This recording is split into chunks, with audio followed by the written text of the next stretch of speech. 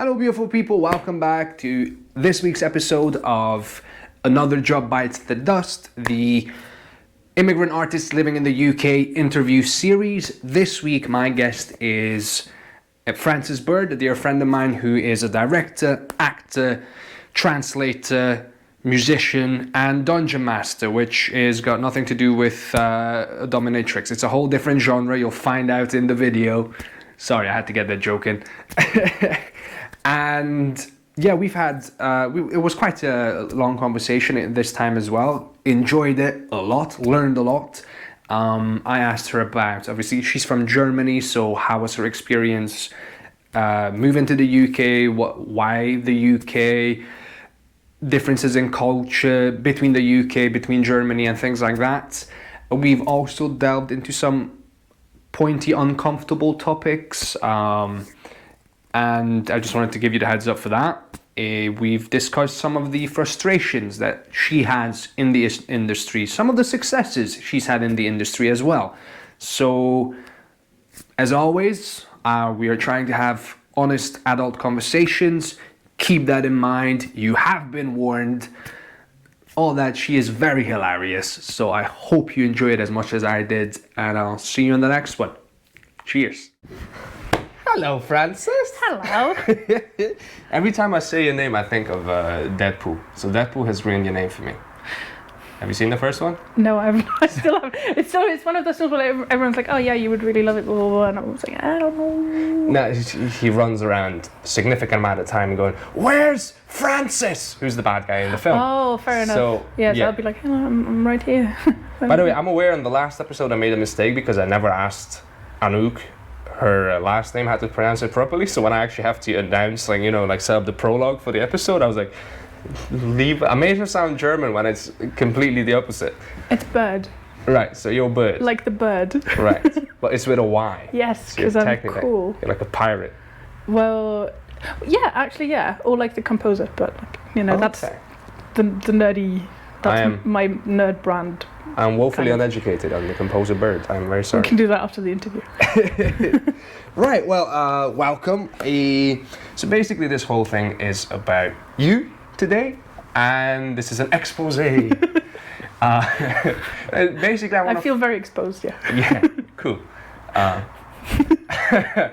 Basically, I guess the main question is, what do? You are a director, you are an actor, and then I know you're also a dungeon master, not yeah, as in, Dungeons and Dragons. Yeah, that kind of dungeon master. That's basically what I am. I'm also sort of a teacher. That's my. What do you teach? English, music, German as a foreign language, and technically I could also teach history and, drama, obviously. Cool. Yeah, that's kind of the compromise degree that I did. A, to please my parents, and B, because it was kind of a compromise. I was 18 and I was like, oh no, there's no way I'm going to get into drama school or opera school. I kind of wanted to go to opera school. Okay. When I was 18, but I never even dared to audition. You've got the voice. Yeah. Yeah. That's quite operatic. Into the microphone, please. Just. No, I did take a lot of singing lessons as part of my music degree because classical voice was my main instrument, if you will. Right. Yeah. Okay. The others were violin and piano, which I had to do, and I also decided to learn how to play the clarinet for a semester because I always wanted to. So I just went out and bought a clarinet and have a ridiculous amount of skills. So you're also a musician. You could say that, yeah. I've composed music as well for theatre purposes, that sort of thing. I've been composing for the past 5 years. Okay. Not really, not biggie. Not as regularly. I Have you recently discovered a cure for cancer that we should be aware of? See, I'm working on something leukemia related. I've not really managed gene editing and stuff in the kitchen part-time basis. Yeah, you've seen my cat. That's actually not a cat. That is I was gonna say there's a soul stuck in a cat. Yeah. Right. Okay. Yeah.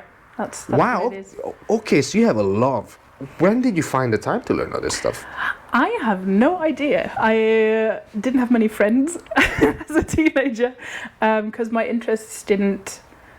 Sorry, it's not supposed to be a sob story. I was fine. I just read a lot of things. It's an honest story. Yeah, so sometimes we do get a bit. I spent a lot of time with books and with music and with plays and with language, I suppose. Because that's the other thing that I am. I make money translating at the moment. Yes, she does. That's how I pay for my castle. You can't see it, but it is a very luxurious estate in a very luxurious part of town. We're on the first floor of the West Wing currently. Okay, right. And then, so how did you end up acting? You had so much going for you. Yeah, but acting at the end of the day is the thing that I do, the thing that makes me happy, be it live acting or voice acting, something, it doesn't matter. As long as there's acting involved, I'm in. I've not tried porn yet. I think I should clarify that. I think many, like when people ask me. So yeah, but what within reason, when there's acting involved, I'm in. I've done some improv in the past. My first acting gig, you could say, I was about 3. Right. And I just started kindergarten, and one of my kindergarten teachers, she was getting married, and someone was supposed to recite a poem for her. Right. And I was chosen among 20 tiny German kids to recite a poem. That was my first gig. Right, okay. Oh god, yeah, I was made to sing. They made me, my teacher, so I had a music teacher that was very much into the idea of me becoming a musician, artist, singer of some sorts. She made me sing, like we'd sing like folk songs and things like that. I had to sing in front of the class, and there was me loathing every single second of it. And then later on, like 8th grade, we were in music class and we're learning some song, and I'm doing this thing where I'm singing like this. Mm-hmm. She got annoyed at me, and she's telling me, why are you making fun of the class? And I was like, I'm going to become an engineer, lady. I don't need this. Like, it just straight up told my teacher, I don't need this. And look at you now, the master engineer. Yeah, so it was quite funny because in the once we graduated high school, just around that time, I actually went and visited her, and I was like, you were right. I became an engineer. No, so I at that stage, I was like, I'm going to become an actor. Yeah. Definitely. So I was like, yeah, you were right. Yeah, no, it's always been there, if you will. So starting from that, I was one of those kids who would make up plays. Oh. And perform them. So we had, in particular, my parents were friends. That's the right way around. My parents are not my friends. They were friends with this other couple. Are they ever really though? I mean, they're your pals, but are they your friends? No. Do they have your back? I got dark. Would they give you an alibi is the question. That's how that's the threshold. So they were friends with this couple who had children, my sisters and my age, and every time we met up, at some point we would just retreat to my room and make up a play and then perform it in front of the parents. Wow. And everything was a roaring success. I don't remember what it was about, but it was something to do with cheese, which is still occasionally quoted in our household. The cheese I don't remember anything about it, but there was something about cheese, and it had a moral. There was always some. Please tell me there's like a trilogy of like. I honestly don't know. Camembert, I wish Gouda, and then. I don't remember anything about it, but we still refer to the cheese moral or something. Or I think the cheddar lesson. was the strongest out of the trilogy, I think. Cheddar is one of my favourite cheeses, yeah. Wow. Okay. Yeah, so we did that. And we would record audio plays with our beautiful cassette recorder. And my dad had this, one of these keyboard synth thingies back from the 80s. You can let that one go. I don't mind if it shows awkward. I'm very fidgety. Okay. It gives me the feeling of holding on to something because I'm so awkward. Take it away. So we would do audio plays with sound effects from the synth and stuff. For example, I recently found a cassette just full of We called it the Scary Forest, just full of sound effects from Scary Forest. I was like 5, so it's basically just me and my best friend and a recorder and a tambourine going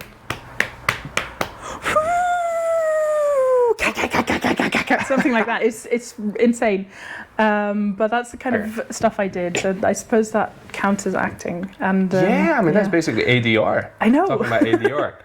Yeah, Oh I was thinking of going into Foley at some point because I really enjoyed it. I love making noises and just sound. That's so cool. I love that. Yeah. No, because there's always signs, early signs. You're interested in the arts or in performance, and like for me, I was very much pushed. Not pushed, but I was encouraged, and I very much took that on board to become an engineer. But when I actually sat down and it was the last summer holiday of my high school, and just think of what I want to do, what I like to do. Then I just had all these flashbacks of every single time I'm performing in some sort of way. Like there's like family pictures where everyone's, it's like we're all taking normal family pictures, and there's the one with Sylas where he's like, ah. Yeah, that was me as well.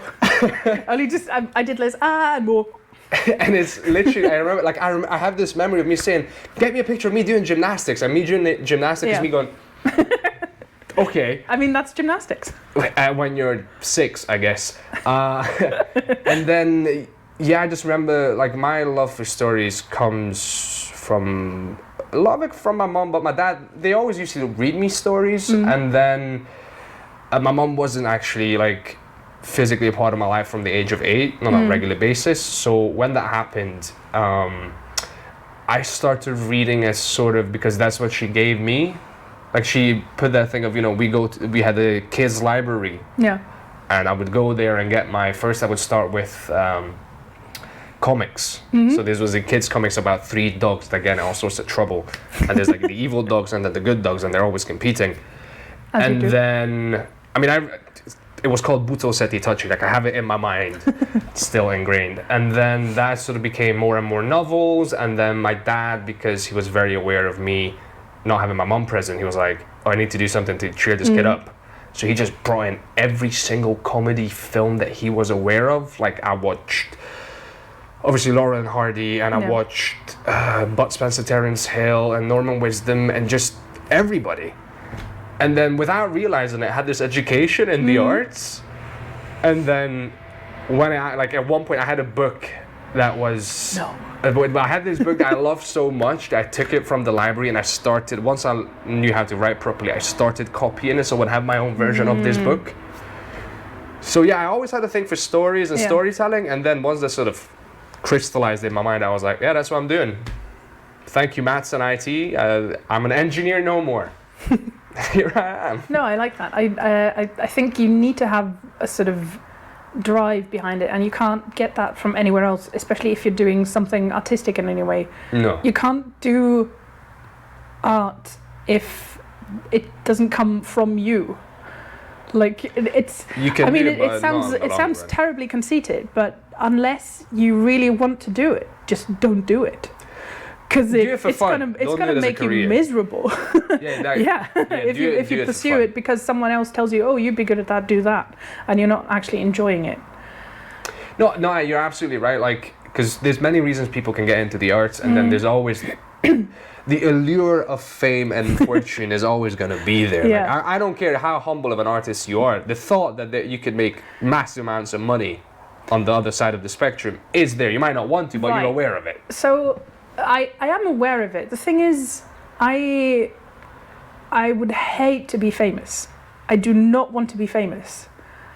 I can hardly think of anything worse for my life than going to Lidl and having people look into my trolley what I'm buying. I fucking hate that. I don't want. Yeah. Oh my God, she got fish fingers. Get the fuck out. This is... Okay. Just get away from me, please. If I could choose the level of fame and stuff, I don't want to be famous. I would like to... You want to make a living. I want to be employed. I want to be working. Employed. Yeah, because we talked about that a few years ago when everyone was like, oh my God, the applause, I love the curtain call, it's my favourite bit of the show, and I'm like, no, that's not my favourite. It's nice to get that feedback from the audience, and that sort of a reaction of, you took me on a journey, thank you for that, and you gave me an experience, thank you. Yeah. That's nice, but ideally they're not applauding me as a person, but they're applauding my craft. See, and this person cult, I don't like that. This is a very good point you're making, because nowadays people are discovering that the celebrities that they idolize are not such great people. Exactly. You're like, no fucking way. But the thing that happens is that the audience merges the person with the craft. Yeah. And sometimes the artists themselves merge the work they do, their skills. I don't like the word talent, because it's like it's a God-given ability and it's there and you're special for it. Yeah. I mean, yeah. Yeah, no, if you to don't a work, degree, but I don't yeah, care about your exactly. talent Yeah, if you don't work. you can have as much talent if you like, but if you don't put in the work, as we say. Here at Acting Coach Scotland. Yeah, I should mention we both studied at the same place in different years, so we both the metaphor I use is that we both circulate in the same gravitational field, hence we bumped into each other. Yes.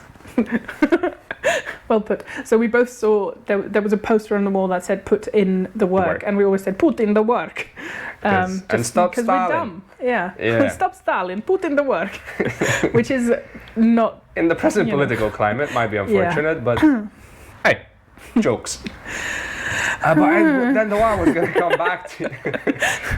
come back to, is this fascinating thing that happens in the eyes of the audience when they do that. It happens in the psyche of the artist when they identify with their level of fame, and they forget the amount of work and the luck element that comes with it. It's not all just work. There's a bit of luck involved too. A lot of luck involved too, because otherwise we wouldn't have bad actors who keep getting roles. Well, I've got a very good theory for why that is. I'm curious. Watch my weekly vlog, you'll find out. But no, there's something that happens, and then it's I don't know. It's just it doesn't really make sense, because like on the one hand it messes up the artists, because then the artists start going off in their own tangent, and then they just go up their own ass, and then we've all seen those works of art where you're like, who's this for? Yeah. Really. And then on the one hand, and then the audience just sort of elevates these people, and then they just become this character. It becomes a weird, like you're a person, but not really. You're like a snapshot of this.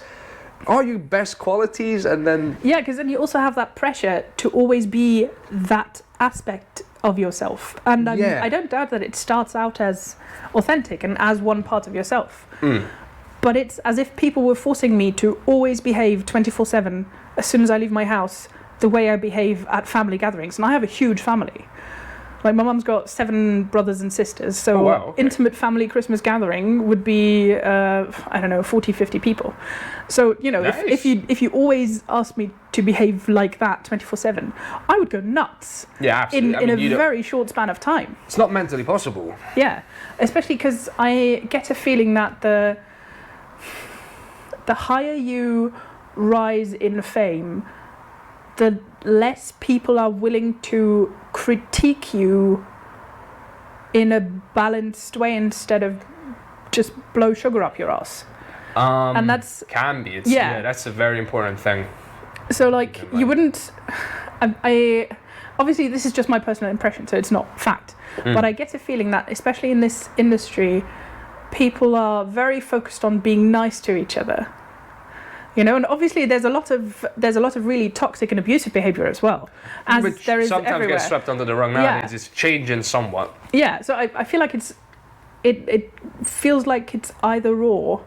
So either you get completely shredded, exactly. Either you're Hello, darling. Oh, darling, thank you. Darling. That was perfect. That was perfect. I loved your play. It was fantastic. Yeah, and I'm like, that's great, but also, what did you like about it? What didn't you like about it? What would you have done differently? Because that's how discourse happens.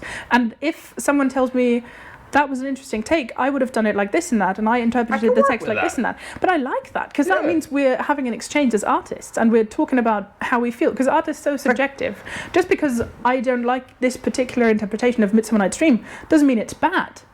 It just means it's not how I would have done it, and that's amazing, I think. Yeah, I mean, art has this. I was on the way here. Just this idea was going around in my head. I'm always fascinated by people that apply objective terms to subjective issues. Like you can objectively say that an art is not that it's bad, but like when we take acting, you know, when someone's acting while they're in the scene, they're replying, you know, like they're responding to their partners and they're actually doing the thing, and they're just going darling, you know, they're not doing that. Like you can objectively measure that.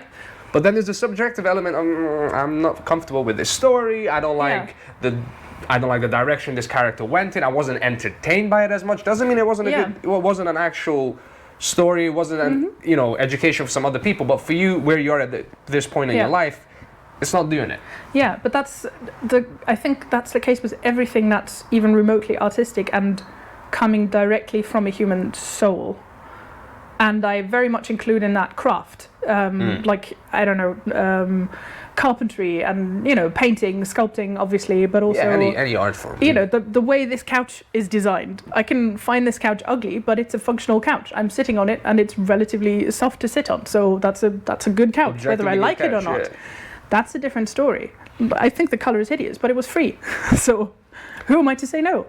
Can't say no to a free couch. Heard it here, folks.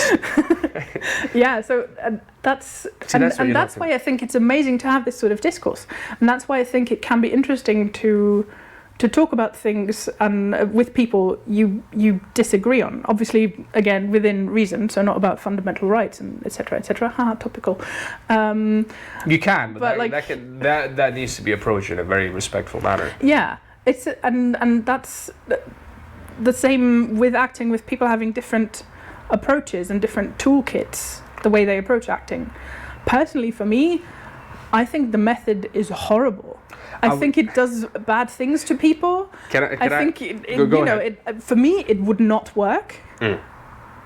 But if you want to do that, go ahead and do it. Maybe for someone else who does method and who likes that, my approach is stupid. And that's fair. And that's, you know, it's like you... It's difficult to put some, like you said, objective criteria and terms on something as subjective as art in any way. I think there's some objective elements in art, all sorts of acting training and acting techniques, because at the end of the day, we all working towards the same goal of like real human behavior in front of a camera, and then the camera captures it. Or on stage. In front of your eye camera. That's like a joke I did months ago. But like, we're all working towards the same goal. So there's objective elements that you can pinpoint in each one of them. But then people sort of go about it in their own subjective ways, which I can understand. But I think we all do a bit of method. And here's why. Oh, here we go. By method acting, normally people mean, for the record, is that actors that sort of off-screen maintain some parts of the character that they're portraying on screen. Sometimes all of it. Yeah, as in you need to live the experience in your real life. Daniel Day-Lewis would not leave his wheelchair in For My Left Foot because he wanted to get the full experience, and apparently at some point even cracked a rib or something because he was just in that position for so long. Bit much, my humble experience, but, you know, got an Oscar for it, I think. So if it works for him. He gets paid and he gets hired. I don't know. Good for him. But what I was going to say that all actors do some part of method is when you have an accent to prepare for a show, something, you might talk in that accent for significant periods of time before or during the rehearsal, or you know, you might go out in your real life, you might go to a shop and order in that accent simply because you want to practice different environments, different experiences, using that language, using those sounds, so you can become as comfortable with it as you can on stage. I would argue that's not technically method acting. I would describe that as sort of the weight training you do, or the exercising, because that's a mechanical thing.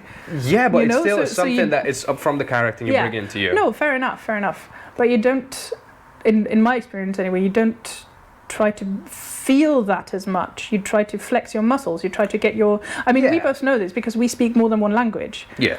And so we have very funky accents. It's all over the place. Hello. And that's what it's more like to me. I think that's important, but that's why I always get a bit pissed off when people say, oh yeah, acting, you just go there and do it. No, you have to work on it. It's physical, it's mental, it's psychological, emotional, it's all of that. Yeah, psychological. And the physical parts are important, and they are exhausting at times, and that's good. It's a good feeling. But just as when I talk to my parents on the phone, my jaw goes all over the place, and I'm like, what? My mouth doesn't want to speak German anymore because it's not used to it. Yeah. That's You know, something you need to be aware of and get the muscles Yeah. in the right place. But I see your point. It is to an extent taking some of that into your life. But I don't know. To me, there's still a difference there because you don't take it into your life, but you practice it in your life. Okay, I You know? see the distinction. I'm still gonna say that is like that. I think we can both agree that there's an element of something from the fictional world Yeah. you brought into the real Yeah, world. totally. But just as you always bring something from your character home with you, you always bring something of yourself to your character. Yeah. Always. It's And all, I think it's that's all a good version. thing. Unless you actually live that certain character's life for real. Which In that is sequence of scary. events, which you cannot do, Yeah. unless you actually did that. Yeah. You're you. You're never going to be a different person. Yeah, exactly. You're always stuck with you. Good news, bad news. You're always going to be stuck with yourself Yeah. on stage, wherever. So, you just don't suddenly turn into this other person, no matter how much you try. I can see the argument for I'm practicing. So, like, you know, on stage, I get referred to as whatever the character's Yeah. name is. So I'm practicing being called that thing so I can Yeah. instinctively react to it. I'm not like, oh, that's me. You know, Yeah. I can see that. But people definitely take it too far. And the reason it pisses me off is because the arts are already struggling being acknowledged as a craft, as a profession, as an actual industry, or not well, acknowledged as an industry, but an actual thing that you can do for a living, as a Yeah. job. We don't need people going around, I'm an artist, darling. I've spent 5 days in character, and here I am, and you're like, it just makes it sound artsy-fartsy, very mysterious, this thing Yeah. that's magical, and it doesn't feel like actual work. Yeah, because to me personally, the actual work is the fact that I am not that person, that I am not that character, but that I manage to empathize with the character Yeah. to a degree a- that the audience can believe for 2 There's an hours, element of 3 hours at a time psychoanalysis, that I do there's that. an element of training, there's the line learning, there's And I think that's the research. more admirable in a way that I don't need to have had this exact experience, but that I can sympathize and empathize Yeah. that so intensely that I can portray it on stage. That's what the storytelling aspect is to me, Yeah. and what the being in character is to me. Is I can behave in the way this person that we're portraying, or this person would behave as. I can. Yeah, Because that's where the universal sort of human experience comes in. I was like, we all know what it's like to be absolutely rage, and we all know what to be this and this and this, Exactly, but yeah. then there's a gap between me knowing what's like to be angry and then me knowing what it's like to kill my lifelong enemy who has murdered my love, my teenage love, many moons ago, and I Yeah. finally got the chance to just kill him. Like, there's a big bridge that I need to sort of understand. Like, what would it feel like to live with that? yeah, but you Walking can around. break it down into very basic human emotions, which is why storytelling is so universal and why I love it so much. Because you always learn something and you always find something that you can relate to for your personal life as a person, not as an actor or as a character. And I think personally that's what I really liked about the approach we learned at school, Which is based on Which is- practical aesthetics. which is This is getting very like, geeky, but just so you guys heard the name, practical aesthetics. it's because you basically look at the scene and you break it down, or at the character, and you break it down into what is the underlying emotion here. What is I distill it down to what is happening here. What are they doing while they're doing it? Yeah, exactly. And then you will always find something that you can relate to. So even if you've got a character who is, I don't know, who's Serial killer. There you go, the classic. yeah, who's a serial killer. There's a reason why they are killing people. And there's a reason that something went wrong there. And you can distill down that emotion and that experience. And then find something that is parallel in your own life to connect with it. And that's that connection, yes, to a serial killer, if you have to. If that's your character, that's where you connect with. That's the scary thing where, Yeah. you know, you do realize that we're all different, but there's a lot of things we are very much similar about. And Yeah, that's the point. We are more similar than we are different as a species from each other. And I think that's very fascinating. That's what I really love about acting, to just dip into that fundamentally human thing Also, that we it's do. fun. And yeah, that too. I mean, also, of course it's fun because you can, I mean, to go back to that example, you can be a serial killer just for 2 hours, but nobody actually dies and you don't actually go to jail, but you can still feel what it would be like. But It's it the same feels with, real. Exactly, and that's so much fun because in your life, you only have a limited amount of choices that you can Yeah. make, and there's only a limited amount of paths that you can go, and acting allows you to just see what if I did that instead? What if I reacted Yeah. like this instead? Yeah. For example, I'm a very non-aggressive person in everyday life. I don't She like. is very non-aggressive. Thank you. I don't like being aggressive. I don't like being loud. I don't like shouting. I get intimidated by shouty people. You're not comfortable with it. I'm really not. Like, really not. I'm very conflict avoidant. But on stage, it's super fun to just completely decimate a person. Oh yeah. Just because I know that it's not real. If it were real, I couldn't do it. There's one thing I can't do on stage is gaslighting and emotional manipulation, because I've got history with that. But that's something I won't do. That's where my personal line is. For example, these all of those games like Werewolf and stuff. I hate that. It makes me physically uncomfortable to have to sit there and be like, no, I didn't So you would kill have them. hated It was him. doing I Game of didn't. Thrones. See, that's different because nobody wins. It's in the character, it's in the script, so it's kind of okay. But No, like thing that- like Werewolf, sitting next to you and being like, no, you're imagining it. What are you thinking? Why are you overreacting? That would make me so uncomfortable. I hate that sort of game. Well, this is your But it's personal good to history. know. And that is good to know. And that's Yeah. your personal history, and that's something that that is it's not your problem. That's a thing that you have to sort of manage. It is very much a problem, though. Yeah, it is it's something that you have to deal with, and hopefully Yeah. over time you can heal it to a certain degree. Yeah. But yeah, that's the other element of the acting, that we are literally on stage or on camera. We're doing things to each other. Yeah. Like, we've agreed, okay, in this scene, I'm about to shout your head Mm-hmm. off, but I'm still doing it to you, and you're still standing there and taking this verbal abuse, Yeah. basically. And I don't know, it's just this something weird that happens, because I'm aware that it's it's in a fictional world, but it feels very real because Yeah. the person psychologically is doing Yeah. it. Like, good acting is actually Yeah. doing the stuff you're supposed to do. Yeah. It feels like it. So like this mishmash, on occasion it happens where you're like, okay, I need to calm down because I just got yelled at Yeah. for like But then 5 minutes. if you're in a cast where that works, and if you're in a rehearsal room where that works, you can always talk to the other actor afterwards. And usually, if you're working with professionals, Yes. that will yes. work. And after someone yells cut, or after you both go off stage or something, you will hug it out. And that's very important about it. Or just be like, you okay? Yeah, cool. Yeah. Uh-huh. Like I've no spoilers. I had a scene recently I did where I had to put someone up against the wall and just go at them Yeah. and try to like, "Wah!" Yeah. And then after I was like, you cool? Yeah, cool. Yeah. Next. It's fun. It's fun. Yeah,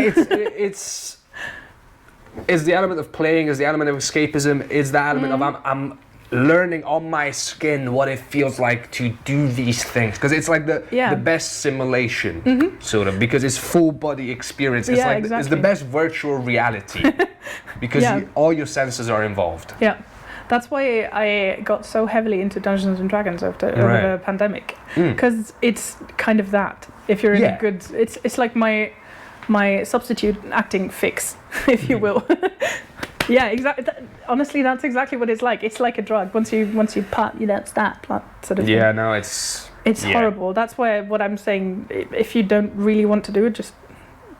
Why do you think I'm doing this? It just became a thing of, I want something that I can do on a regular basis, Yeah. that I enjoy, that's got to do with people and people's stories. Yeah. Here I am. Yeah, because that's. That's the downside, alas. When it works and when you can do something, it's the best thing in the world. But most of the time, you will look for your next fix, which Yeah. sucks. And then But that's it's still worth it at the end of the day, and that's horrible. Yeah, it's the most beautiful abusive relationship you can have Yeah. with a career, I guess. But yeah, like I wouldn't change it for the world. Yeah, that's what it is. Absolutely not. Absolutely not. I miss it so much. I don't do that much at the moment because there's been, life happened, and I do have to work regular jobs right now, which is really annoying, but I'm getting back into, no, I need to do more. All I'm doing at the moment is, well, apart from D&D, which is sort of acting adjacent, is I'm in a play. Yes, So a play that is... yes, it's Shakespeare. It's That's Shakespeare, why, it's what? It's Twelfth Night. It's Twelfth Night. And it will be coming out when? In September. Mid-September. Okay. Yeah, we're doing one performance for a good cause. So we want to donate to... Sorry, cars. Yeah, don't worry about that. To Ukrainian refugees, especially to children in Ukraine, that sort of thing. Oh, that's... Yeah, so that's where our proceeds will go to, and then we'll see what happens. Good. But yeah, I think it's a good way of getting back into it, because Shakespeare is kind of, he's my boo, he's my bae, my thing.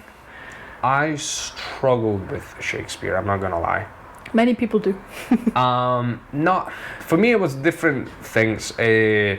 One, it's a different language, and it's an old version of a different language, but I could go past that. I could literally go past that. With a bit of, once you start reading and you get into it, you get past it.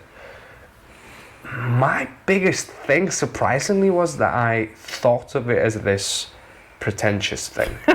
No, it's just dick jokes and fart jokes. Yeah, absolutely true. No, like once, you learn a lot. But I saw it as such, and I grew up in I'm aware of the time.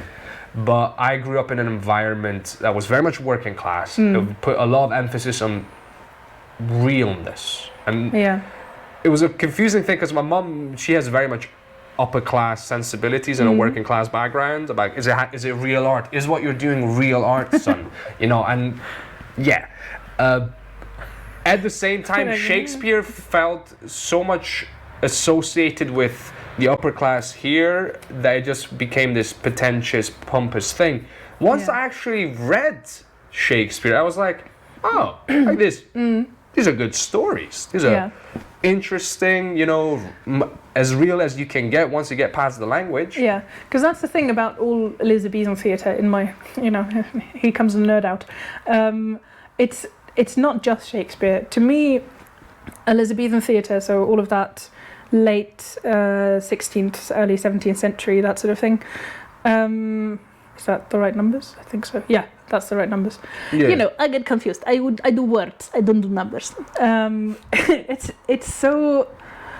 It's just so universal to me and so timeless, because it was the first time that people put actual persons on stage and not just caricatures or archetypes. Because you had in the Renaissance, in the starting Renaissance, you're finally putting the human at the center of the universe instead of God or a sun or whatever. So you start or the earth. Yeah, there's stories about people as well. Yeah, even Medea was a story about a family, but. True. Yes. I suppose that's the last time when that sort of happened in ancient Greece. And then Christianity came, there's and then very much less of focused. That's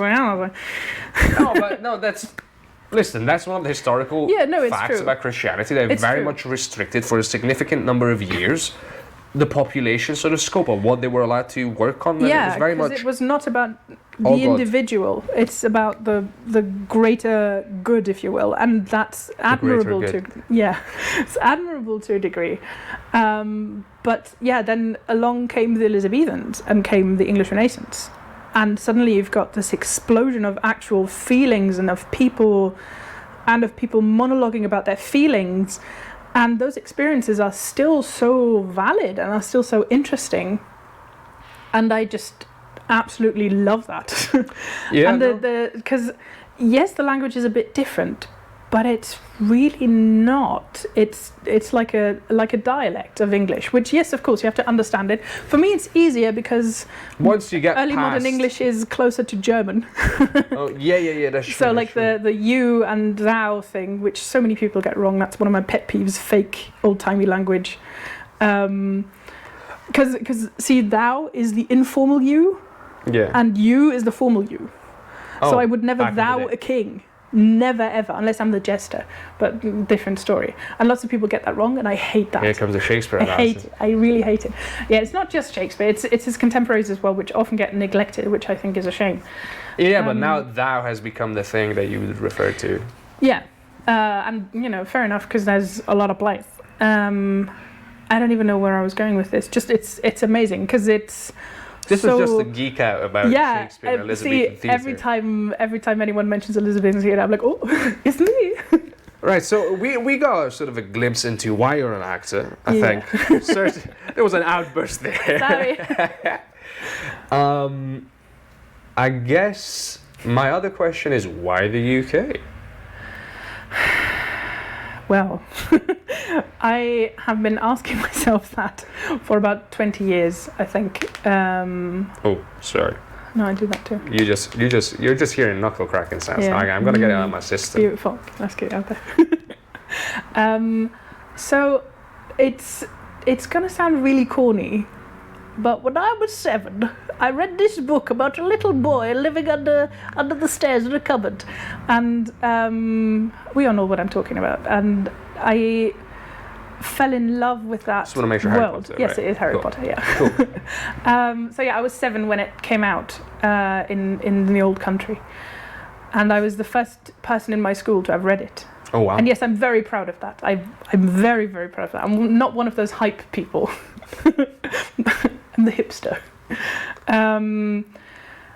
And I read about these people in this country who were so weird and quirky, and I thought, those are kind of my people. That feels right.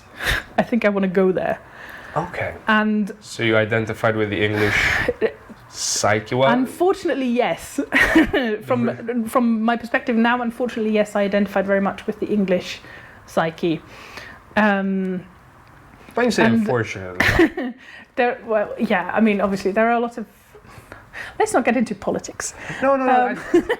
It's like, I'm not about the part. It's just the English psyche, which is the reservedness, the awkwardness, the a lot of things left unsaid. Yeah, there were a lot of things that I was missing in the culture I grew up in, which was mainly tea, because there's no good tea to be had anywhere. In German. Yeah, I will put that out there, and I stand by it. I said what I said. You all heard it. And the sort of what's the most different to me is 2 things. A, people over here will just leave you alone much more. It's more of a, well, if it makes you happy, go ahead, do it, as long as it doesn't hurt anyone. Live and let live. Whereas, and you're entitled to your own little quirky corner of the world. And over there, that's not really the case. As in, of course, you can have your own house and garden and do whatever you like. But the village knows. Oh, the village knows. Yeah, the village does know.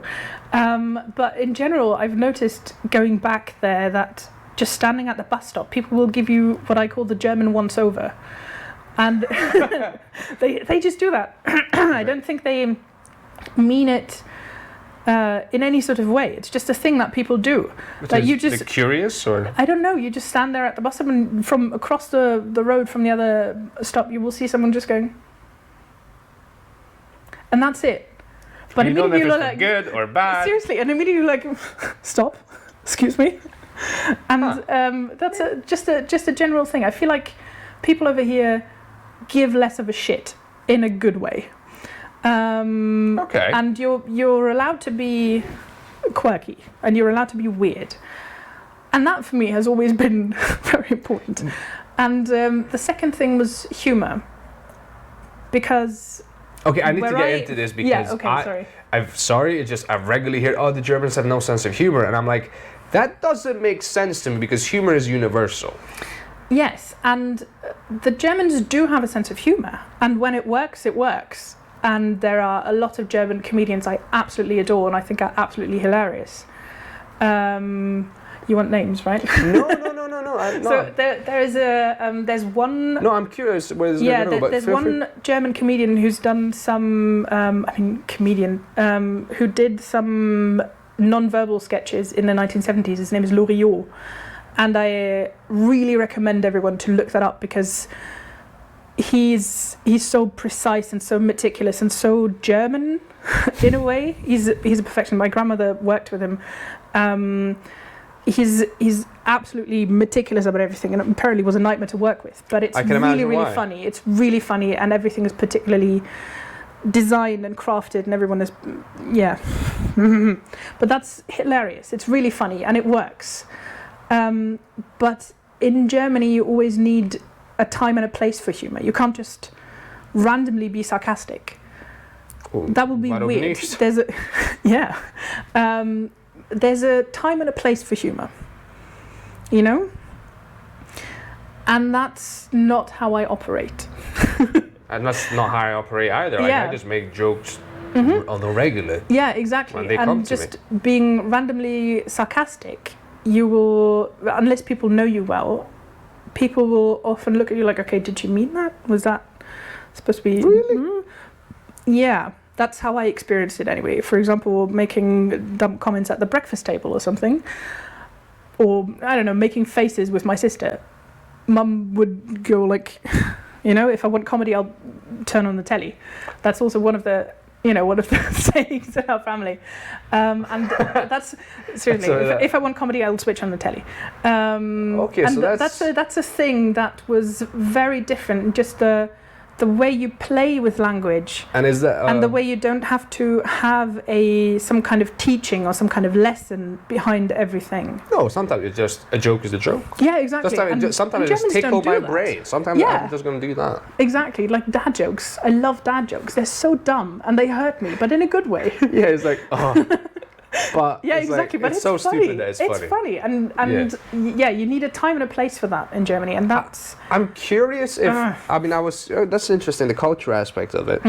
I was actually wondering if the way German language is structured has a thing to play in it, because the German language obviously has a very, the verb always goes on the second place in a sentence? Not always. In the main clause, yes, it's the same as English. But if you've got a subordinate clause, so if you're starting like, I go to school because I want to learn something, because I want to learn something and I go to school, or rather, I want to learn something and I go to school, that's the same structure, subject, verb, object. But in German, you would say, I go to school because I to learn want. Yeah. So the verb goes at the end. Yeah. Which can lead to you reading an incredibly long sentence that stretches for half a page until you get to the verb and you're like, oh, finally.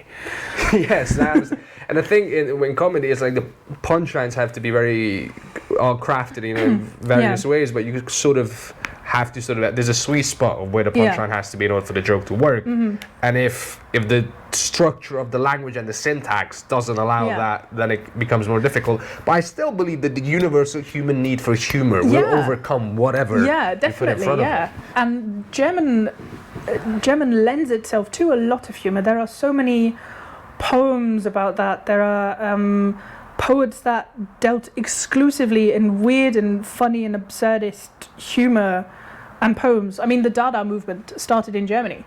Expressionism also kind of started in Germany. All of that, let's just put some random shit out there and see what happens. That's very German, in a way. And I love that. So I really appreciate it. That's almost a rebellion against the strict nature of the... But that's the thing. You have to have, you don't make a joke at the office in front of your boss. Full stop. And to me, I'm like, but that's exactly when I should be making a joke about my boss. Well, in front of my boss, not about my boss. Because it eases the tension and it makes things less rigid and it makes things more fun, just in general. And I think that's a different outlook on life in a way. Oh, absolutely. Like I use humor. I get the funniest when I'm more stressed. Exactly, yeah. That's maybe not the the funniest, but that's my highest output of every single funny thing that pops into my head. Yeah, it's my favorite coping mechanism. Yeah. Is what it is. And in Germany, that's not as acceptable as it is over here. At least in my experience. Do they rely on alcoholism or... Yeah, I do. There's beer, German beer. I come from Eastern Europe and we're going to talk alcoholism. At me, bro. Come at me, bro. Yeah, I grew up in a region where there was a lot of wine and very good wine as well. I do appreciate that.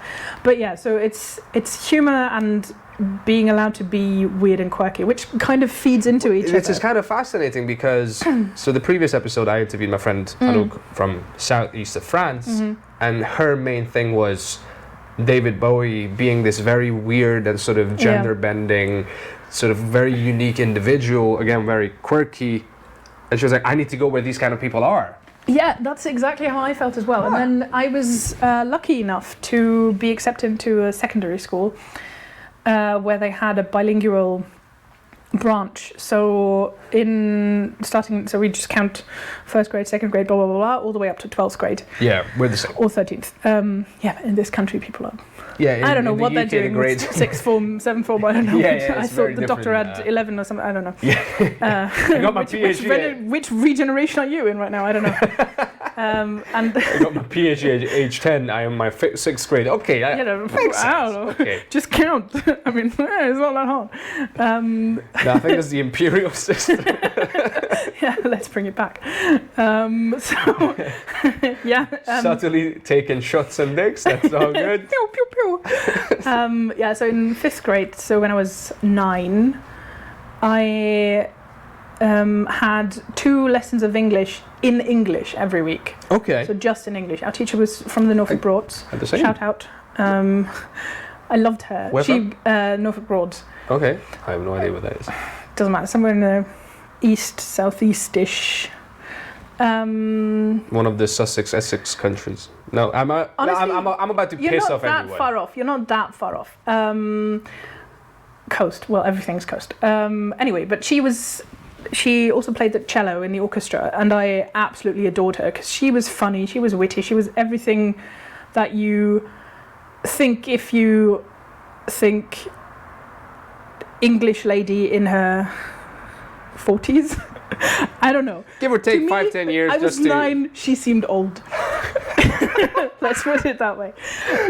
She probably wasn't, but you know what I mean. I hope she's listening to this right now. I was 21. What's wrong with you? No, she was absolutely lovely, and that just sort of cemented that for me. And as part of that bilingual education thing, we went on a class trip to England and Wales. So we took the bus to Rotterdam, I think Rotterdam, and then took the ferry up to Hull, and then over to Chester and Liverpool, and down through Wales to Salisbury, and then to London, and then back. And I just didn't want to leave. I really didn't. I just thought, this is where I need to be. This is my country. I need to live here. So I was, I think, 12 or 13 when that happened. And yeah, so I always wanted to kind of do that, and then I started studying English at university, and joined an English-speaking theatre group. Surprise. And yeah, somehow it was never the right time, because I was still in the middle of my degree. I did a semester abroad in Essex, which was surprisingly good. You got a bit of that accent, yeah? No. But it was surprisingly good. Surprisingly. Unexpectedly, like, it was beyond, it surpassed your expectations. Definitely, surprisingly yes. Good. And I just, the university culture appealed to me as well, because it was not just my fellow students giving presentations every week. It was, okay, you read these 5 books by next week, and then we'll talk about it. And I was like, yes, this is what I want. And so after I finished the nerd my revolution. Seriously, actually having to read, and not just doing an entire seminar, just reading Spark Notes. Like, it's one of those, it's like Cliff Notes or something. It's one of those, let's summarize this play scene by scene. Like, that's so you actually get how to we did the experience entire seminar. the thing. Yeah. As opposed so it's to someone's analysis of it. Again, you know, Elizabethan theatre, seminar on Elizabethan theatre, and all we do is read the Spark Notes of Marlowe. Not the actual play. Yeah, exactly. No, like, why am I doing this? What am I doing here? You know. Sorry, that's useless. But I'm not here to trash the German university Mark, system. it's not useless, but it's yeah, I could have done that. I want to actually read the thing to have my own opinion on it. Exactly. So I studied abroad in Essex, and I basically spent all of my money that I could spare flying over to London, which is not excellent for my carbon footprint. But what I would do is I would, on a Saturday morning, take the first flight out at around 6. So I'd get up at 4, go to the airport in Bremen, which is where I studied. Oh, the musicians of Bremen. Yeah, exactly. Damn, you're a man of culture. Oh, well, the Brothers Grimm, right? Yeah. So that's where I studied. Beautiful town. I recommend everyone. They have a visit Bremen. statue, It's beautiful. right? Yeah, they do. Of the. And you and apparently, if you rub the donkey's hooves, that brings you luck. So the entire statue is bronze or something, and the hooves are shining gold. Yeah, because everyone keeps rubbing the hooves. they get oxidized. Yeah. So I spent all of my money just. 6 in the morning, take the flight out to Stansted, then go into town, start queuing at the Globe for the matinee, go to a museum, go to Leicester Square, get cheap tickets for a show in the evening, and then sleep at the airport and go back the next morning. So that's how I would spend my weekend. Just thinking, I need to live here, I need to live here, I need to live here, because it's going to be so much cheaper. Funny. London. London is... No, it's really not. But I thought it's going to be worth it. It's going to be worth it. And then in 2017, I visited an old friend of mine who lived in Glasgow. And I just got off the bus and thought, I like this. What is this? I thought I was going to get stabbed, but no. People are nice. What? I do a significant bit in my stand-up routine about the reputation Glasgow had back in 2013 when I came over. But yeah, its online presence was not what it actually is when you live Yeah, exactly. And from that visit, I knew I need to move to Glasgow. Fuck London. I'm going to live in Glasgow.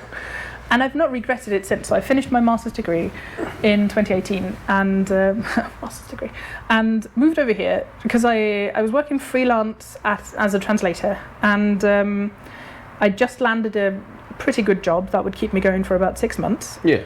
So I thought that's the time frame I'm going to give myself.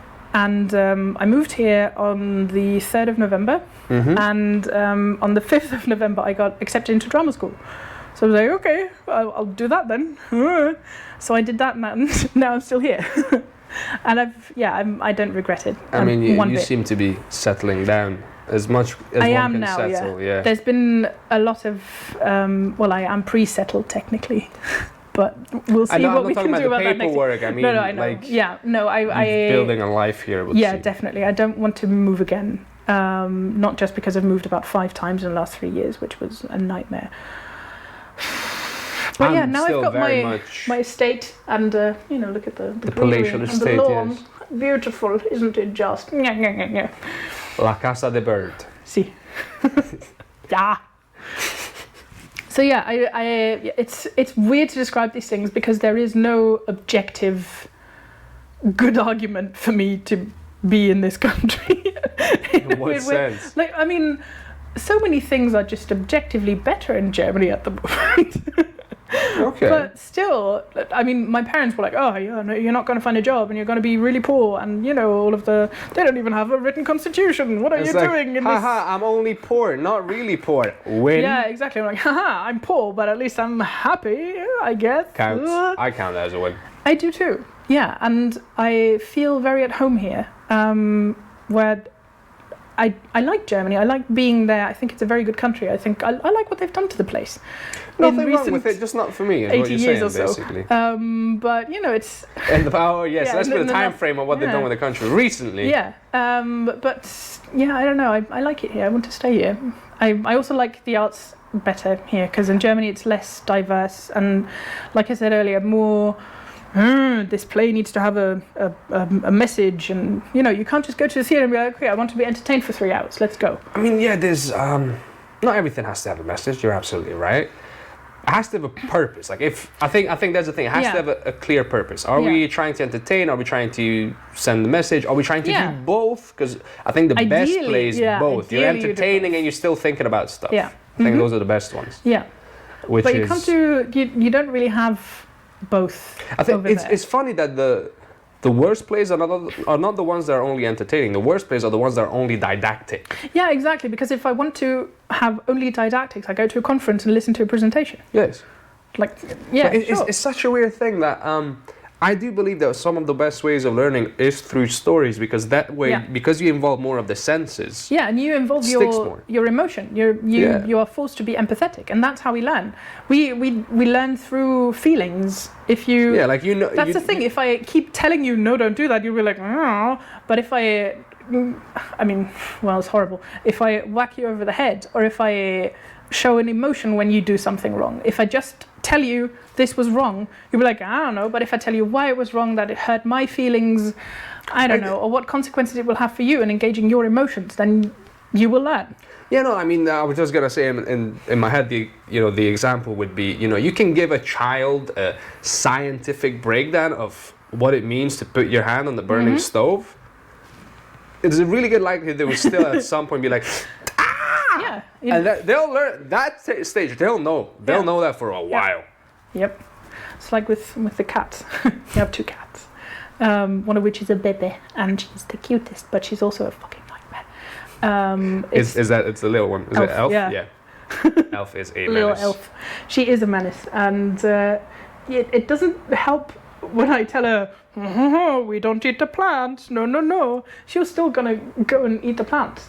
But if I lift her off the flower pot, so that my poor aloe vera does not die, repeatedly, then she'll learn. Or if one day she actually tips over the pot and falls on her head, then she will learn. Oh yeah. Or if I reinforce positive behaviour, that works as well. So if she doesn't eat the plant, if she just sits on a little blanket in the sun, and then I give her a treat and a cuddle, then she'll learn. Because in general, I'm a fan of positive reinforcement. Fair play. I think you need both, but you need both in the right. It's context based. But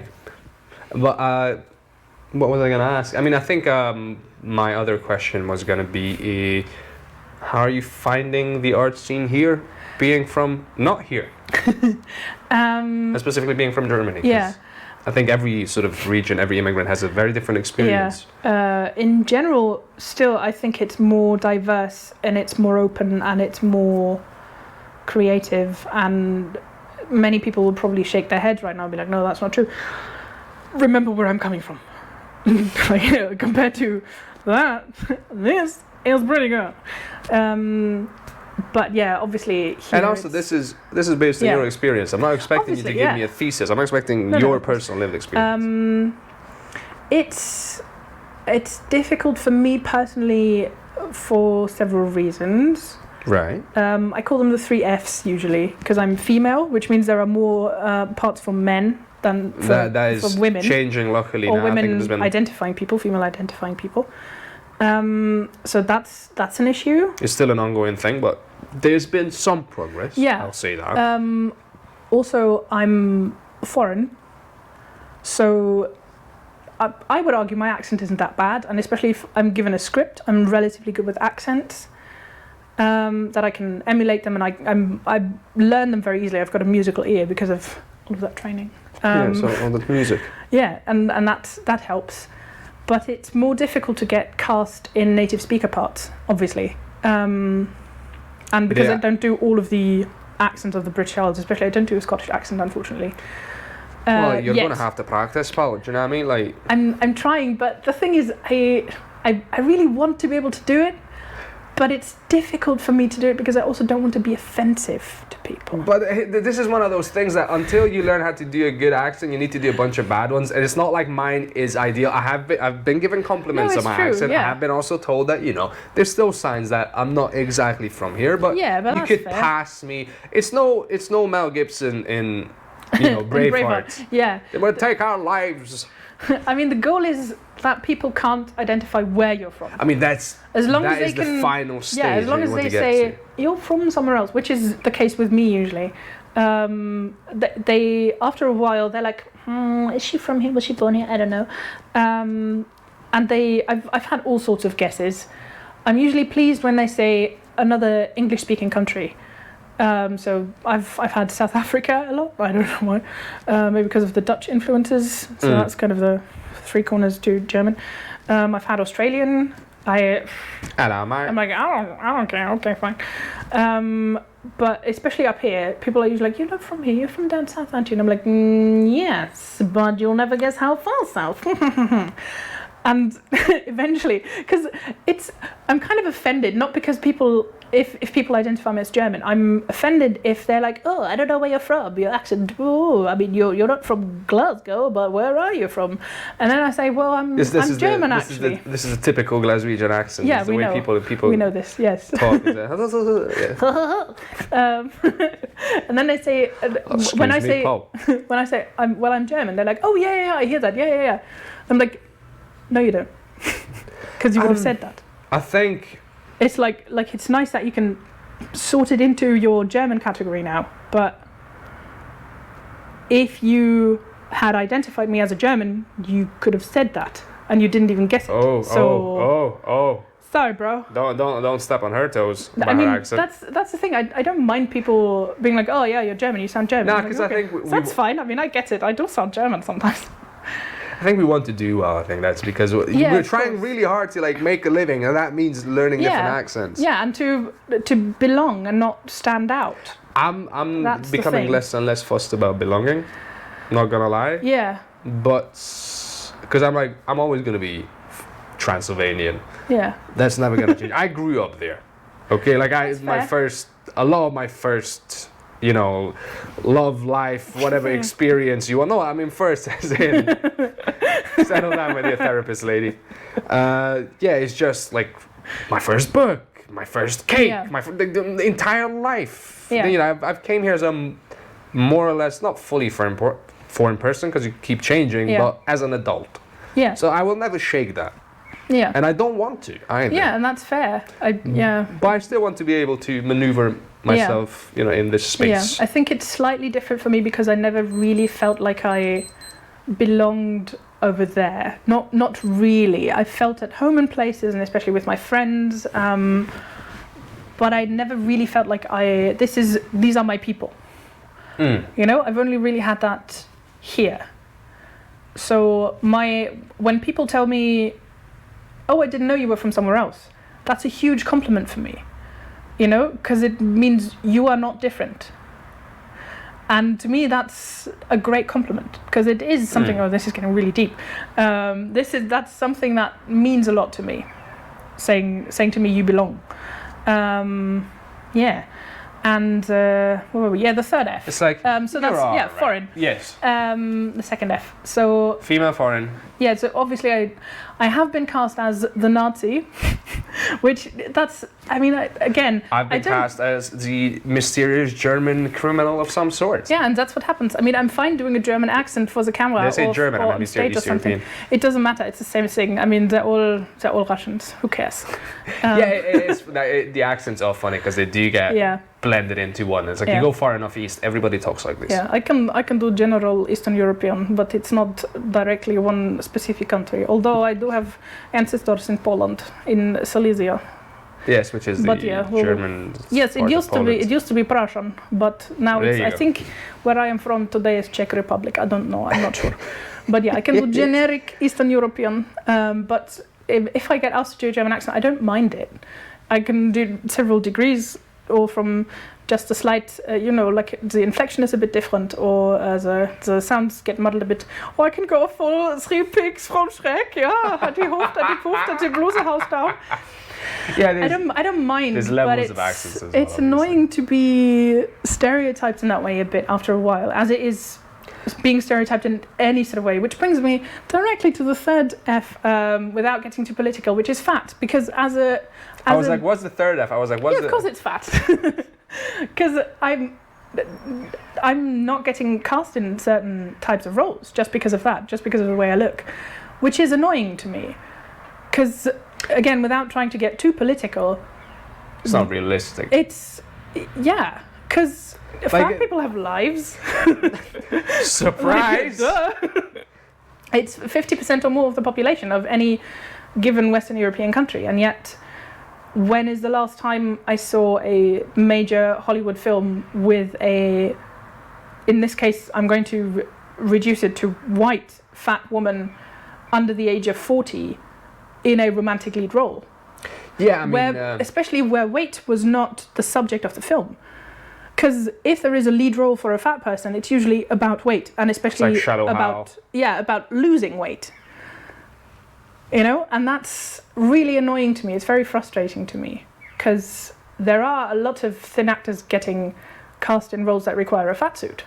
I think, yeah. And I'm like, this comes back to... Hello, I can play that, please. I think this comes back to... So I did an analysis on this in one of my vlogs about East Europeans. About East Europeans, how they just fall through the cracks. Yeah. Because what happens is studios want to make money, so they bring in this... It's cheaper for them to get a known person, put them in a fat suit, and be like...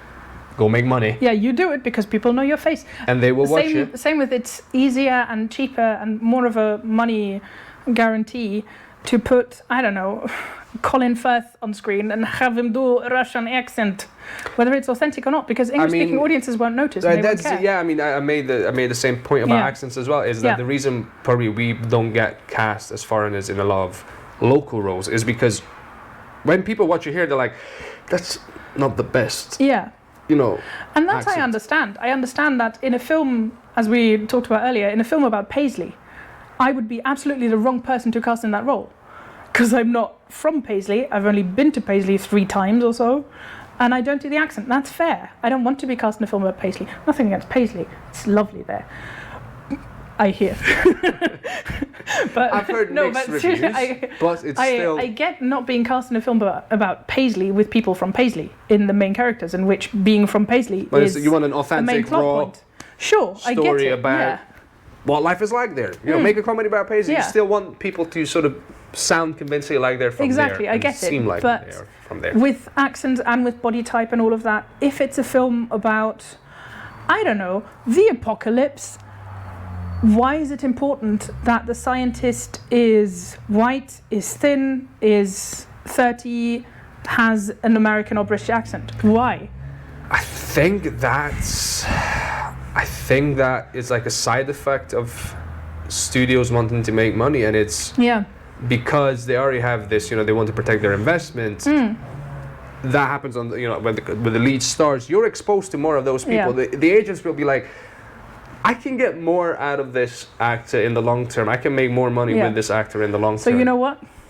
I have this theory that every single issue on this planet plaguing us right now can be distilled down to 2 things, to 2 culprits. You're about to say capitalism. Yes, it's capitalism and it's the patriarchy.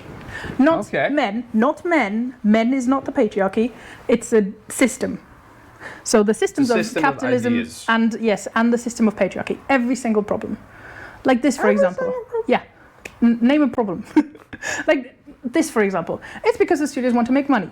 Capitalism. There we go. Yeah, but I think it's greed more than it's because like no, because like capitalism also means freedom to trade stuff.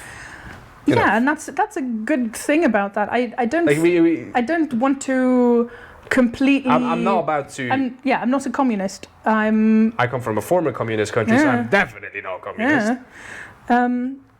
I don't want to, do the socialism or do the communism. I think people want stuff, and it's okay to want stuff. I mean, look at me. I bought Lego for 100 quid. I mean, I don't think it's going to be controversial to say that you can take the best man-made system, there's going to be problems with it. And capitalism has problems, surprise, surprise, as many others do.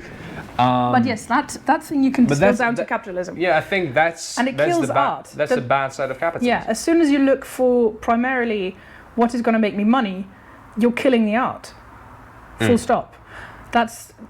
It's really annoying to me that there are just so many franchises and sequels and prequels going on at the moment. Yeah, I think, so that is sort of being overprotective and overly cautious, and that is absolutely not contributing to the health of the industry. Yeah. And also it gets boring after a while, and people just start turning off and start complaining about where are all the good movies? Because when was the last time a franchise got launched? Like we had Pirates of the Caribbean, like there was Rocky movies, there was all sorts of movies. Like in the 70s, 80s, 90s, there was a lot of franchises that got launched. And then you've got based on a book, and then you extend that, like with Marvel Comics and DC. It's fucking amazing. They're fantastic universes. I love them dearly. But why do we need a spin-off for every single side character played by an already famous actor or actress? I mean, nothing against John Cena. I loved him in Peacemaker, but yeah, I love most of them. We're about to watch Kenobi, and we're very excited here. We're really excited. But like, this why? household is a Star Wars household. I'm about to find out. This household is every house. Lot of. I mean, you've got Middle Earth up there. You've got Shakespeare. You've got D&D. What else have we got? I mean, I saw this. I was going to ask you about this series of books over there. Yeah, there's lots of Pratchett. My partner's really into Star Trek. It is a nerd household. There's a dragon there, so I'm guessing some sort of. Oh yeah, those are heirlooms. But yeah, there's a lot of nerd cultures. I'm not against franchises, but I'm thinking, looking at stuff that's in the cinema right now, 60-70% is just franchises. I'm like, it's great, but why is that all we do? Where are the news stories? And they're usually with writers who are not being, this is going to sound very controversial, employed and being forced to do a certain thing by big studios. Right. Because you can't. So what's the controversy here? Well, so you're saying that people that take chances don't get as many jobs necessarily, or it takes longer for people that are more sort of willing to take risks. Like you said earlier, it's, you know, you can either have the money or you can have your art. I don't think it's either or. Ideally, because ideally, to be fair to both. Studios, yeah, you can't make a movie without money. True. You can make a movie without money. You can't make a really high quality one that many people will enjoy. Not even the majority, just enough people will enjoy. Like, you need money to create stuff. Totally, yeah. Unless we're all just doing it as volunteers. No, that's fine. I do believe in paying artists, and I do believe in paying your actors, your editors, your camera people, your sound people, all of that. I do believe in that. But it's so do I, because I'm trying to get a living from it. But it's more difficult I believe in food, so. It's more difficult to get your script for an original idea with actors nobody knows through a studio into production than when you're saying, okay, we're going to do another insert franchise here. And I mean, to a degree, I get it, because you want to make sure that you can keep all of your employees employed, and you want to create content. Also, we can say that it's definitely at this stage a bit overly cautious, it feels. Yeah, exactly. It errs on the side of maintaining this thing that we can milk as long as we can. It errs on the side of capitalism. It errs on the side. I don't like to use the term capitalism, because there's so many. Capitalism is not just one thing. There's so many ideas that come into capitalism, but it's definitely the unhealthy side of capitalism. Yeah. I think we can agree on that. That's why, you know, like I don't get my. It's not like I get my hackles, but I'm like, no. Wait. Which one? There's as many countries that have many different versions of capitalism. Yeah. I think what might work in the end for humanity is a sort of a combination of socialism and capitalism. Yeah, absolutely. Like you need some sort of ethical capitalism. Yeah, and people need help from time to time. Keep your basic human rights covered. Like there are. I'm getting political again. There are basic human things which I think should never be privatized, which is healthcare, transport, education, and food and shelter. Right. I think those are fundamental human needs and human rights, and they should never be privatized. Those should all be state funded and state guaranteed. But again, that's my personal opinion. Obviously, you can, go on. No, fair enough. I mean, I'm not about to go into this debate because I'm not equipped to go into this debate at this stage. Yeah. I also don't want to say that, I just watch indie films, it's so much better, because people are truly creative and truly do art. The truth, like let's be honest, when we talk about indie films, there are bad indie films out there. There are very bad indie films out there, but there are also very cute indie films. But then the healthy industry means that you're able to have the bad ones as well. Healthy industry doesn't mean just good films all the time, 24/7. Exactly, yeah. And that also kind of brings us back to the first thing we discussed, which is objectively, those films might be okay, but whether you like them subjectively is a different thing. And I feel like if you don't get a broad spectrum of things, you will never find out what your thing is and what you like. And yes, Like, you can't even say that there's no audience for it, when many people's favorite memory is watching some dumb 80s movie that was just so ridiculous. It's amazing. Yeah, that's another thing I really... one of my favorite German comedians, he does this thing with one of his buds not every Friday, but several times a year for a couple of Fridays. They watch really, really bad films on purpose. I did that for a while. Yeah, and it's like Mystery Science Theater 3000, a bit like that. And they watch really bad films, and they comment on them, and they dress up as the characters and stuff. It's fucking hilarious, but it only works because there are bad films. And everything, I feel like everything is very smooth and boring these days. Yeah, as a gross generalization, obviously. You can't say everything everywhere just all at boring once. to watch. It's like Indie film. yes, That was good. yeah. It's the difference between if you eat mashed potato, chicken sausage, and peas every day, you will be fed. You'll have enough nutrition. That's fine, and you'll probably if that's all you know. If that's all fine. you have a lot of your nutritional bases covered. Yeah, but I think exactly. Right now But nutrition is going. Yeah, but Excuse me. I'm not here to talk Micro, about micro. nutrition. It's just an example. So like if you have that every day, you're fine. Or if you only listen to 90s pop, if that's all the music you have available to you, you'll be fine. There's enough, it'll keep you going. You'll It'll keep you live. alive. But then imagine one day there's a tomato. Like, maybe you don't like it, you don't know. But you'll only find out if you try. If you know that there's a tomato, if you have access to a tomato, and if you try it. Yeah. And I feel like we need more tomatoes in the industry. You might not even know you're allergic. Yeah. Maybe you're allergic to tomatoes. Imagine the one thing there is besides mashed peas and potatoes is a tomato, and you're allergic. I was very allergic to a lot of things as a kid, which was horrific. For example, I couldn't have cow's dairy. I couldn't have sugar from sugar beets.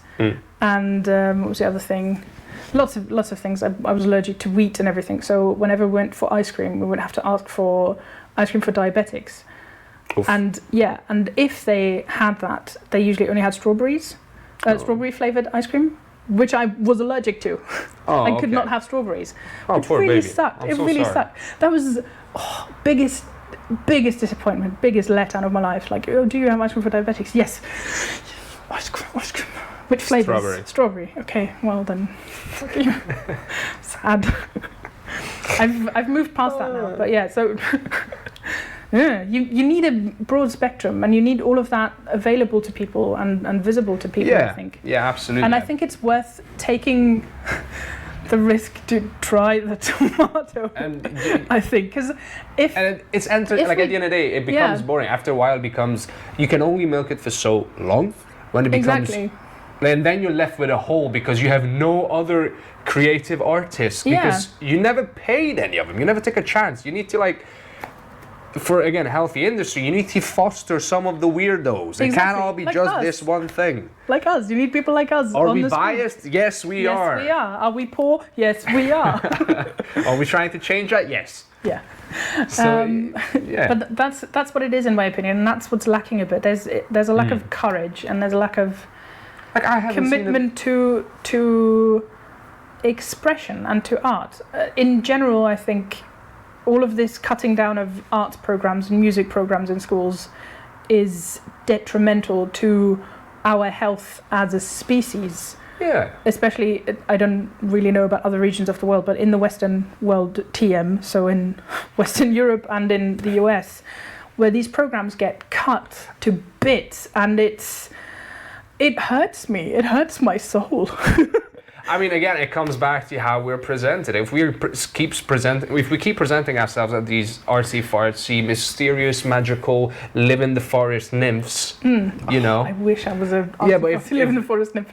You need people to be like, bro, we work in here. We work in here 24/7. Yeah, because that's the thing. And shit I'm not about to, hours, shit money, shit security, but we still do it because it's good and because it nourishes the soul. You can only have so many engineers. Yeah. And STEM people, it's very, very important. But when people STEM make people the do argument, at the end of the day when they need to chill out, they put a movie on. They'll go to a play. They might go climbing, good, but they listen to music, anything. Yeah. I mean, even when they go climbing, their equipment, their gear has been designed by someone. Everything has been designed by someone, and I think we underestimate that. Everything that we have around us has been designed by someone, and to me, that's art. Again, this couch has been designed by someone. I only ever met one person, it was my former classmate, who said, yeah, I could live without not listening to music or whatever. And lovely guy, like nothing again. We're just very different people in that sense. And I was like, wow, really? Yeah. And then he's changed since, and I think he probably he's a regular viewer of the program. But Shout out. But and he's an economist. Yeah. But yeah, that was the one person I was like, and there was no, you know, anger or nothing like. It was just I don't need it, and I was like, okay, cool. Now I don't know if since then he's changed his ways at all, if he's updated his position on this, but it was just. That was the one. Most people will go, you know, music, absolutely. Something artistic. Yeah, because it's fundamentally human. That's why they're called the humanities. Ha ha ha. There's a reason. And all of those, I've talked to too many STEM people who said, oh yeah, but where would the world be without STEM? We would still be living in caves. And I'm like, True. Yeah, it's but why did we go outside of the caves? Because someone told us a story about a land on the other side of the forest, and you know, we left our handprints on the bloody cave wall, literally. Like go as far back as humans. Stories and art and artistic expression and philosophy and thinking about things. Without someone asking themselves, why is the sky blue? We will never have the science to figure out why the sky is blue. They're intertwined. Yeah. You need both. I remember, and this could be wrong, but there's this idea out there that before there were submarines, there was Captain Nemo. Right? Yeah. Like there were stories of what if we could go, like people actually imagine a life where we live in an underwater civilization. Exactly. Yeah, without your imagination and without telling a story, where would you get your ideas? It's the same with religion. I don't like people who say religion is dumb and religion is just, you know, I don't know. A lot of it is basically old school superheroes. Yeah, it's old school superheroes with by today's standards with somewhat lame powers. Some of them. Kind of. I mean, have you met Moses? I mean, some of them have cool powers, but no, but yeah, it still serves a purpose, and I think even if you're saying I'm an atheist, I don't believe in that, you still have to give it some credit because. And I'm an agnostic myself, but I do respect the role religion has played. You need to. That's again coming back to the fundamentally human thing. We like to explain things. We like to ask why. We like to find reasons. We like to explain things. And if you don't have the level of technology and science we have today, what do? You make up the story. You make up the story of the man on Mount Olympus who can, you know, throw lightning bolts and fucks all of his sisters, something like that. I mean, Zeus was a bit of a shagger. I mean, agree with it or not, but that's proto-science, if you will. In a way, it's you need to explain these things. And, I mean, there are calendars from deeply religious times. You've got proper calendars from, I don't know, ages ago. You've got bones marked with little scratchies, to do a period tracking. Like from the bloody Stone Age. How incredible is that? Humans want to do that. Humans want to explore things, and humans want to express themselves. Curiosity is a fundamental. Yeah, you've got flutes from 50,000 years ago. Like, how amazing is that? Why do we want to stop that? Why do we, you know? I just don't like it. I digress on a rant about the death of art. I get your point. I think on our end as artists, we do have a responsibility to present it honestly and not in this weird hippy-dippy way. And you know, there's nothing wrong with hippy-dippy people. It's just, it's not all of the art, and I think it's not even most of the art. No, it's one valid form of art, and I think it's again highly subjective. And I think the responsibility. I don't want to go on a rant against hippies. I know hippies and I love hippies. I think the responsibility is to put out our personal individual art, because we do have that need for expression and for putting that out there. every human has that need for artistic expression in some way, or has that need for artistic consumption. But I think the people who do really want to put it out there and who feel the need to put it out there, I think that's our responsibility as artists to do that. Yeah. Because it's needed.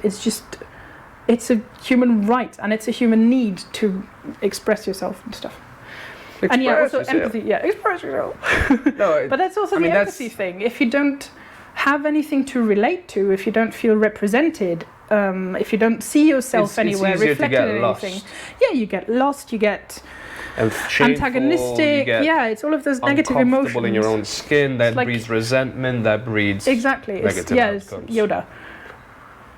Is that I never get the quote right. It's something like fear breeds anger. Yeah, fear, anger, hate thing. That quote. No, but I think obviously a Star Wars nerd. Really sorry.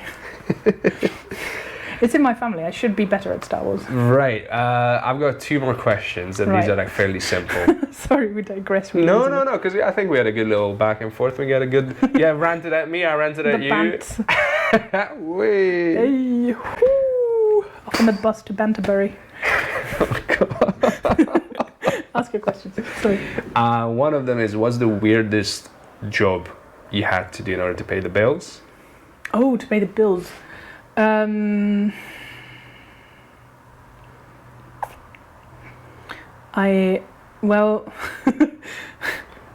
long as you're allowed to say it publicly. It wasn't technically to.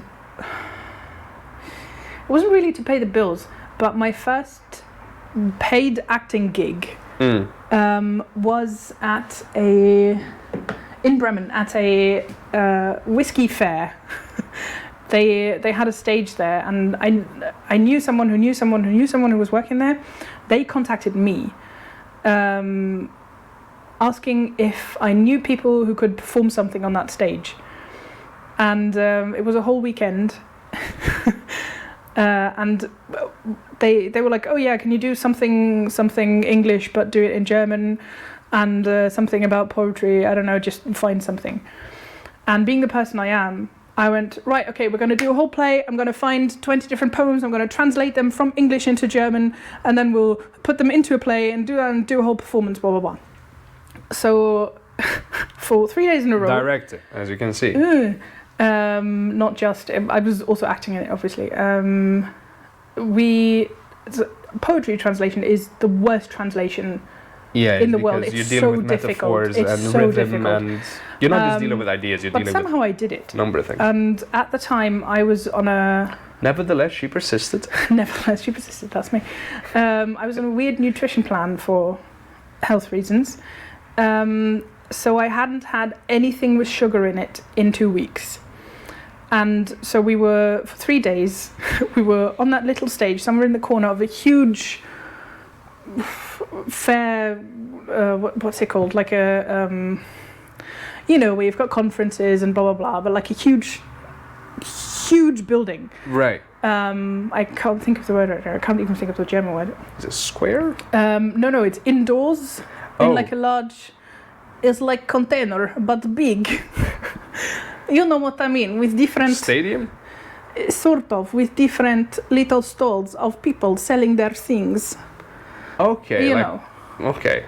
Like a conference. Yeah, like a conference, but you've got people selling stuff. And that one was about whiskey. So we were in a corner. Exhibition. Yes, that is the word. In like an exhibition centre. Thank you. Here's me saying I do words, I don't do numbers. Sometimes I do neither. So we were stuck on that stage, which was maybe twice as big as this couch and twice as deep. 5 people of us. We'd built a bar out of tables and tablecloths. So twice that was it. Yeah, it was tiny. Right. Tiny stage. We had no mics. Yeah. And in this massive space. Badly translate in this huge space with like 20 chairs in front of it. So just, and then we that had means people in like the 6th row heard nothing. Yeah, nothing at all. Nobody noticed us. Didn't matter. But we were there with this reasonably well translated play with some poems like Robbie Burns and stuff. Just stupid. And we did that, playing people at a bar. which meant we had to drink whiskey, which was apple juice. And there was me who hadn't had any sugar in 2 weeks, just drinking a litre of apple juice. And every time, somewhere during the performance, I could feel the entire world just slowing down and going. It was like being on some weird drugs, just slowing down, and everything was in slow motion. And we finished the performance every day, and there were always like 4 or 5 really drunk people who applauded like nobody's business. We're like, oh, this is amazing, this is the best thing ever, I'm so emotional. Every time. I was completely for 2 hours afterwards as we walked around this exhibition trying different cheeses and stuff. So you're wired up, and they're just letting you free to eat, it was a basically. bad performance. It was a bad setting, and then we got paid in a bottle of whiskey each, which was really good. I've still got God it. bless the arts. Where's the bottle? It's God somewhere bless up there. the arts. Yeah, no, it was good whiskey. You don't get away with that in many other industries. Yeah, so shout out to Bremen Bottle Market. It was amazing. I will never forget it, and now I can actually say I wasted all my wages and to drink, because they literally were alcohol. It was very good. I will never forget it. It was a wonderful experience, but fuck me, that was weird. I think that might be it. Okay, that counts. That counts as a weird experience. And then the second thing is, if there's one dish that you could either bring with you, you've brought with you, or you want the UK to know about from Germany, what is it? So many. It can. I know. Well, yeah, that's right. You can have 2. I'm gracious. You can have 2. Okay, I'm gonna go very, very simple. One is pudding. Pudding. Yeah. What kind of pudding is this? Yeah, it's so. According to my partner, it's like confectioner's custard, but confectioner's custard tastes like garbage compared to pudding. So it's like a little more solid than custard, and you can eat it with anything. It's like a jelly. It's like a vanilla sort of jelly thing. Yeah, it's but cold. It's not jelly. You can have it while it's still hot, and that's the best thing, because it forms this kind of skin on top. And I personally I like it. It's very controversial. You either love or hate the skin. I like it. I like pudding. Is shut up. Considering your recent developments, that is actually more hilarious. Recent development? Love or hate the skin. Yeah. So yeah, pudding. Right.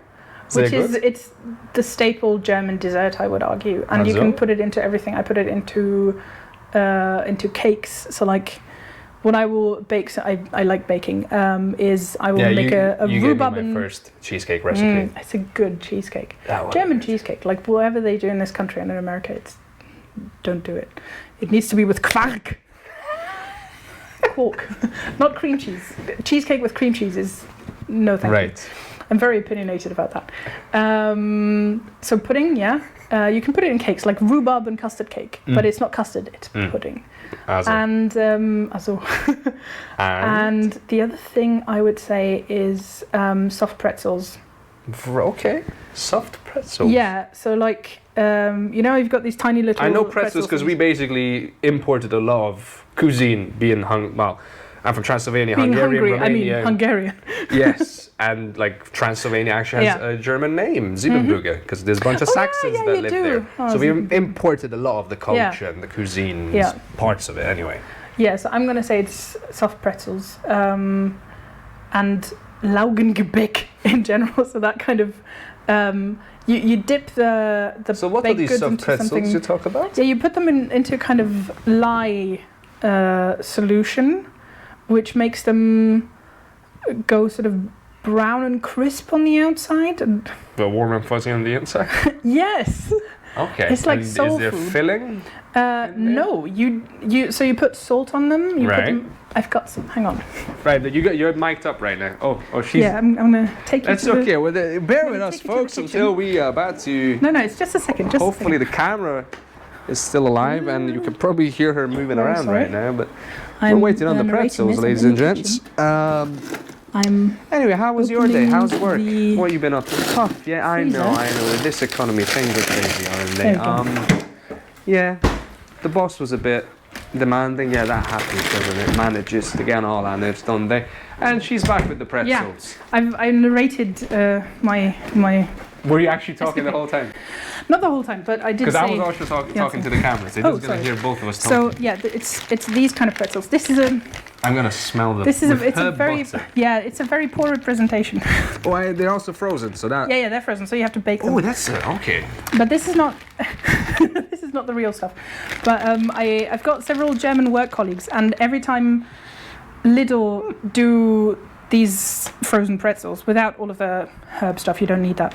But yeah, you know the Oktoberfest pretzels, yeah, that stuff. We all go to Lidl. We always inform each other of when they're there, when they've got them, and we literally buy 40, 50 of them.